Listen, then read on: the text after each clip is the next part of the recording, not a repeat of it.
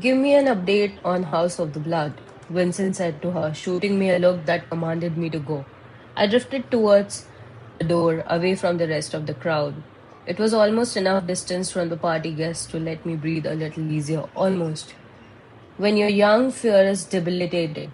Its presence clouds your mind and senses. Now I have been afraid for so long, so ceaselessly, that it was just another bodily function to regulate. Heartbeat, breath, sweat, muscles. Over the years, I've learned how to hack the physicality of it away from the emotion. The bitter taste of jealousy coated my tongue as I leaned against the doorframe, watching the party goers. I paid special attention to those Vincent had pointed out as Kajari contestants, with the exception of Brian, who sat quietly at the table, mostly seemed carefree, dancing and flirting the night away. When dawn came, would they fall asleep entangled with one or three partners, sleep soundly, and not give a single thought to whether they would survive long enough to wake again? Or would they finally know what it was like to lie awake staring at the ceiling, feeling their deadly goddess over their skin? My eyes fell to the other side of the room. The figure was so still that my gaze nearly passed right by him. But something strange about them made me pause. Even if at first I didn't quite know why, after several seconds of observation, I realized it wasn't a single thing, but a collection of little ones. He stood at the opposite side of the ballroom, far beyond all the debauchery on the dance floor, his back to me. He stared at one of the many paintings that adorned the wall. I couldn't see the details from the distance, but I knew the painting well. It was the smallest in the ballroom, the canvas narrow and long, star dotted in indigo blue at the top, that gradually darkened to deep red. It depicted a lone figure, a Rishan vampire, falling, frozen halfway to his death in the center of the frame. His nude body was mostly covered by dark feathered wings played out around him, save a single outstretched hand, reaching desperately for something that he could not see, that we could not see, but he could. Few pieces of Rishan artwork remained in the castle after the rise of Hayaj. Most of it had either been destroyed or repainted to depict Hayaj vampires. I didn't know why this one survived. Perhaps it was deemed appropriate to keep because it portrayed a Rishan doomed falling from the depths of hell to the depths of hell even as he grasped for the sky. This piece got little attention compared to the majestic epics around it, celebrations of bloody justice or triumphant victory. It was quite sad. The first time I saw it when I was only a child, my chest had tightened. I knew what it felt like to be powerless, and this single fallen Rishan, cradled by wings that could not fly, reaching for the savior who would not reach back.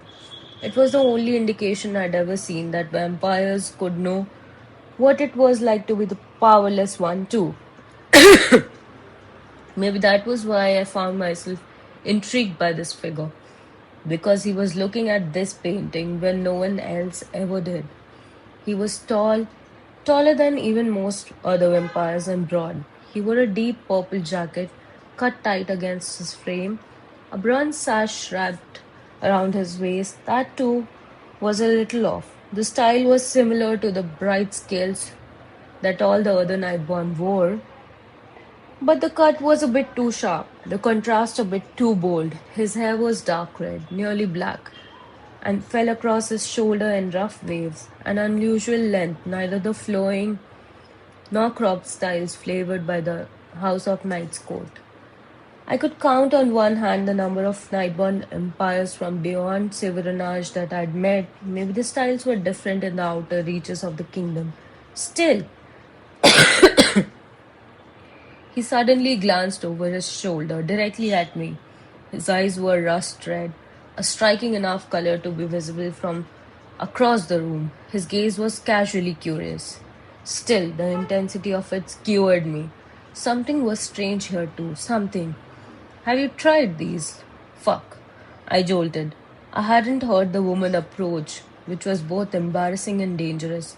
She was tall and willowy, with freckles scattered over her bronze skin, wide dark eyes, and halo of cropped black curls around her head.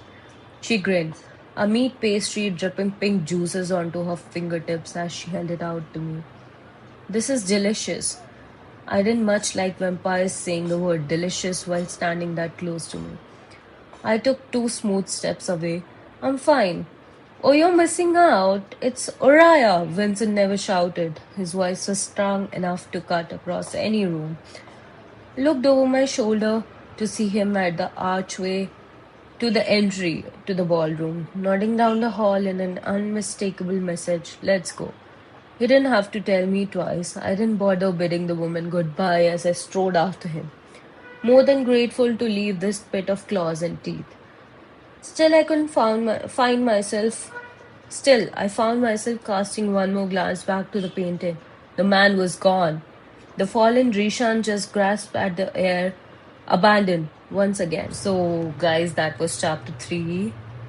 And this is where the story basically goes. Oh, you thought you were easing in? Cute. Everything feels a little sharper, a little more dangerous, and suddenly I realized this world doesn't just test your strength, it plays mind games.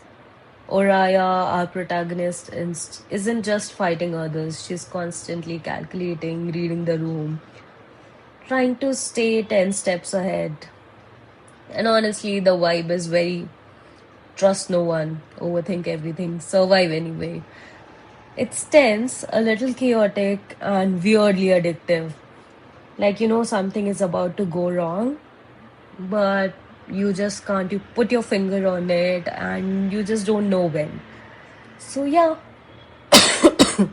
let's stay tuned for chapter 4, guys. Thank you.